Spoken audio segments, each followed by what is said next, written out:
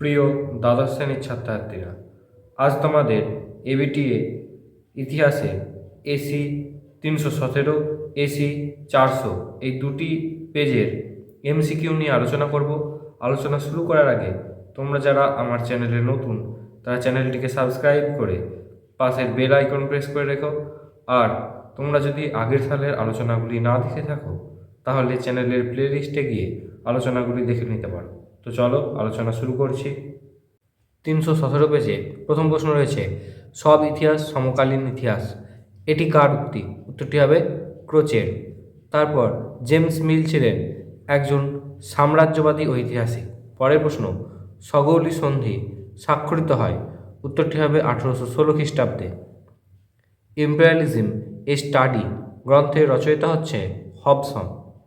তারপরে প্রশ্ন, বাংলার দ্বৈত শাসনের সময়কাল? উত্তরটি হবে 1765 থেকে 1772। তারপরে দেখো স্তম্ভ মেলানো, স্তম্ভ মেলানোর বিকল্পটি হবে বিএডটি। তারপরে প্রশ্ন, কোহং প্রথা বাতিল হয়? উত্তরটি হবে নানকিংয়ের চুক্তি অনুযায়ী। তারপরে প্রশ্ন, ভারতে এশিয়াটিক সোসাইটি প্রতিষ্ঠা করেন? উত্তরটি হবে উইলিয়াম জোন্স। তারপরে প্রশ্ন দেখো, ভাইকম সত্যাগ্রহের অন্যতম নেতা ছিলেন? উত্তরটি হবে কেশব মেনন। তারপরে প্রশ্ন, ভারতের প্রথম ট্রেড ইউনিয়ন কোনটি? উত্তরটি হবে মাদ্রাজ লেবার ইউনিয়ন। তারপরে প্রশ্ন, মুসলিম লীগের লাহোর অধিবেশন অনুষ্ঠিত হয়? উত্তরটি হবে 1940 খ্রিস্টাব্দে। ভাইসরয়ের কার্যবাহিনী পরিষদে প্রথম ভারতীয় সদস্য ছিলেন? উত্তরটি হবে সত্যেন্দ্র প্রসন্ন সিংহ। 1943-এ দুর্ভিক্ষের সময় ভারতের ভাইসরয় ছিলেন? উত্তরটি হবে, দেখে নাও, ওয়াভেল। ভারতবর্ষে মন্ত্রী মিশন এসেছিল? উত্তরটি হবে 24শে মার্চ 1946। তারপরের প্রশ্ন, জাপান জাতিসংঘের সদস্যপদ ত্যাগ করে? উত্তরটি হবে 1931 খ্রিস্টাব্দে। তারপরে প্রশ্ন, ইন্দোনেশিয়া কোন ইউরোপীয় শক্তির উপনিবেশ ছিল? উত্তরটি হবে নেদারল্যান্ডে। তারপরে প্রশ্ন, স্তম্ভ মেলানো, এটি বিকল্প সিএরটি হবে। তারপর দেখো মাই লাই ঘটনা, উত্তরটি ঘটেছিল ভিয়েতনামে। 1949 খ্রিস্টাব্দে সোভিয়েত বিরোধী যে সামরিক চুক্তি হয়েছিল তা হলো ন্যাটো। পেরোস্তোয়কার প্রবর্তক গর্বাচেভ। তারপরে প্রশ্ন, বি উপনিবেশকরণ বা ডিকলোনাইজেশন শব্দটি প্রথম ব্যবহার করেছিলেন মরিস জুলিয়াস বন। তারপর দেখো দ্বিতীয় পঞ্চবার্ষিকী পরিকল্পনা সময়কাল? উত্তরটি হবে 1956 থেকে 1961। বাংলাদেশের মুক্তিযুদ্ধের সময় পাকিস্তানের প্রধানমন্ত্রী ছিলেন নুরুল আমিন। তারপরে দেখো ভারতের প্রথম পারমাণবিক শক্তি কমিশনের চেয়ারম্যান ছিলেন হোমি জাহাঙ্গীর ভাবা।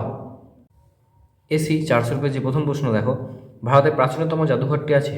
উত্তরটি হবে কলকাতায়। তারপরে প্রশ্ন, আশালতা সরকারের স্মৃতিকথামূলক গ্রন্থটির নাম? উত্তরটি হবে আমি সূর্য সেনের শিষ্যা। ইউরোপে সর্বশেষ ঔপনিবেশিক শাসনের অবসান ঘটেছিল 1999 খ্রিস্টাব্দে। পরে প্রশ্ন, সাম্রাজ্যবাদ পুঁজিবাদের সর্বোচ্চ স্তর গ্রন্থটি প্রকাশিত হয় 1916 খ্রিস্টাব্দে।